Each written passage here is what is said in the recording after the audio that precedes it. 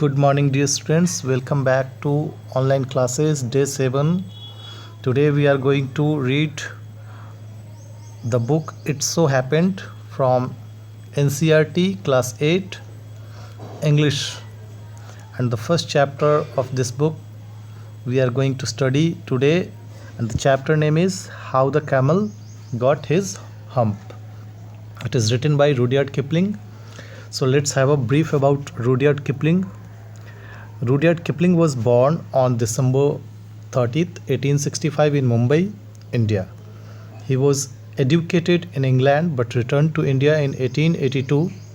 In 1892, Kipling married Caroline Bells and settled in Brattleboro, Vermont, where he wrote The Jungle Book 1894 and Gangadin, eventually becoming the highest paid writer in the world. Kipling was also the recipient of the Nobel Prize for Literature in 1907. He died in 1936. This is all about the author.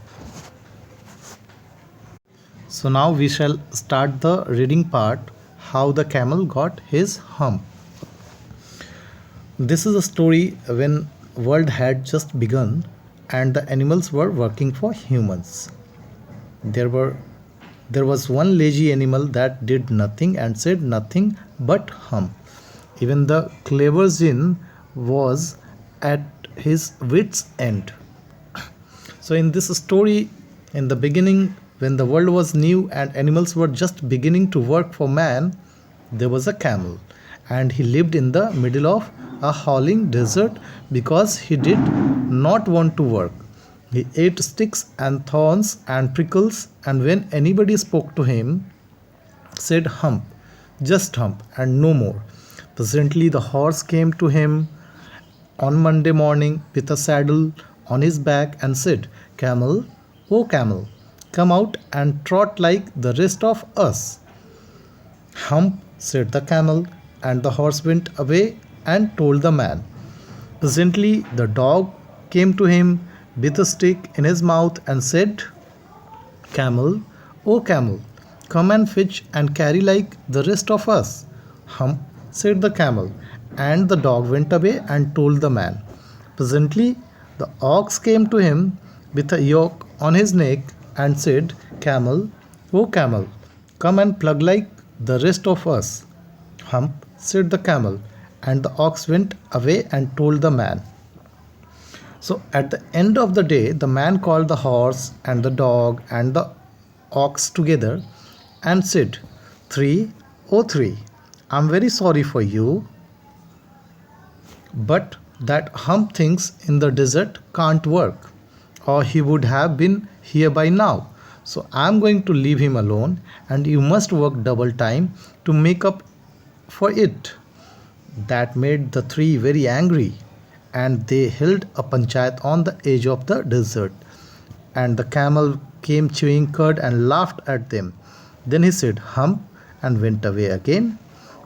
Presently, there came along the Jinn who was in charge of all deserts, rolling in a cloud of dust.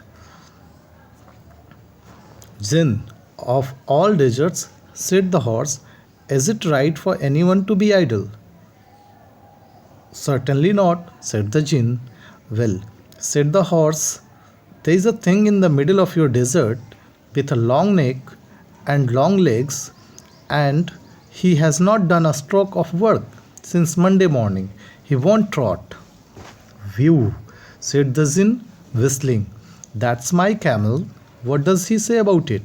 He says, hump, and he won't plug, said the ox. Very good, said the Jinn. I'll hump him if you will kindly wait a minute. So dear student, in this part of the story, we saw that the other animals were busy in their task given by the master, whereas the camel was only saying hump.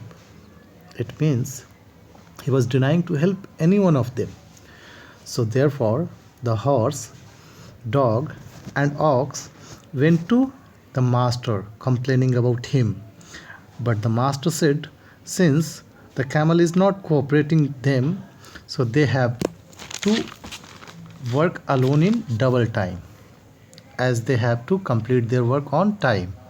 But they disagreed with the master and held a panchayat in the desert at same time. Then the jinn who was the master of whole desert appeared and asked about the problem and told to solve it. So dear students, do you think jinn will come with any solution to them? Keep guessing. I hope you'll find the answer very soon. We will get the answer in next class, so stay tuned for latest update. We'll meet in next class. Till then, bye, take care, have a nice day. Thank you.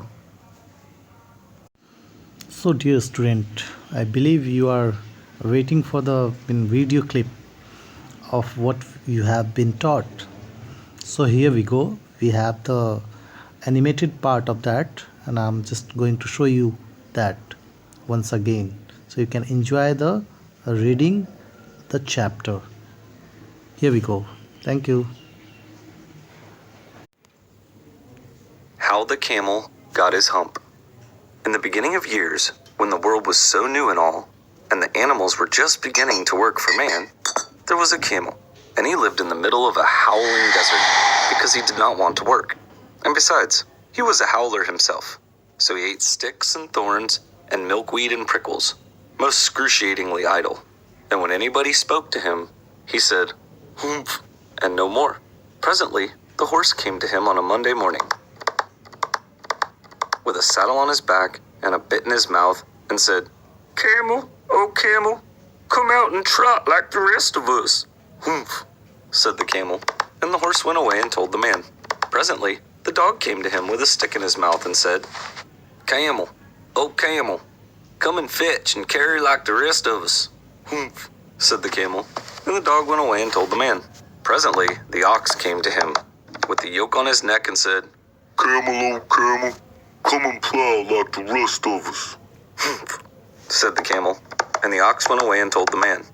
At the end of the day, the man called the horse and the dog and the ox together and said, 303, I'm very sorry for you, but the hump thing in the desert can't work, or he would have been here by now. So I'm going to leave him alone, and you must work double time to make up for it." That made the three very angry, and they held a meeting on the edge of the desert. And the camel came chewing on milkweed, most excruciatingly idle, and laughed at them. And then he said, "Humph," and went away again. Presently, there came along the jinn in charge of all deserts, rolling in a cloud of dust. Jinns always travel that way because it is magic, and he stopped to meet with the three. "Jinn of all deserts," said the horse, "is it right for anyone to be idle, with the world so new and all?" "Oh, certainly not," said the jinn. "Well, there's a thing in the middle of your howling desert with a long neck and long legs, and he hasn't done a stroke of work since Monday morning. He won't trot." "Phew, that's my camel, for all it gold in Arabia. What does he say about it?" "He says, 'Humph,'